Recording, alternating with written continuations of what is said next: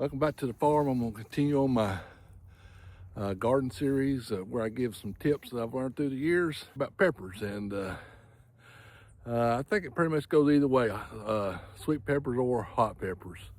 We grow both here. Actually, I'm really proud of our bell peppers. I think we probably grow the best in the area that I've seen at the farmer's market or even at the store. So something about our dirt, and we've always pretty much grown good bell peppers here. But number one tip is don't, just like tomatoes, don't give them a lot of nitrogen.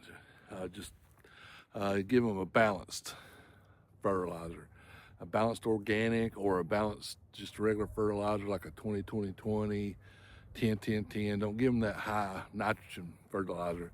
You'll grow big old plants, but you won't have any fruit to them. So my number one tip is don't use too much nitrogen. Use a balanced fertilizer. Number two, you gotta watch your watering. You can overwater peppers.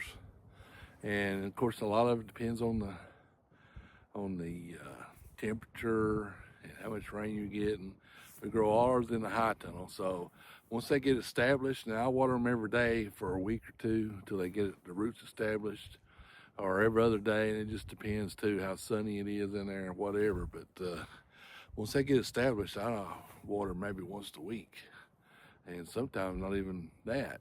So you kind of got to watch them once they get going. You can overwater them, and that really devastates the roots, in my opinion. Number three is you need to plant them when the temperature's hot. Now, today it's cold. You couldn't put peppers out today, even though it's February, and they're really a lot more heat even than a tomato. So you got to kind of be, above that 70 degrees, I think, soil temp to plant peppers, because I've planted them too early, and I mean, they'll do all right and they'll eventually produce, but you're not going to get that. It's going to take them forever. Last year I did that, and the soil was cold, and I never got started. Some of them died, and once they got going, we did all right. But it just took. I mean, we didn't harvest peppers till maybe sometime in August, late August or something. And we usually pretty a little bit earlier than that. So watch your soil temp when you plant. So that's my three big ones.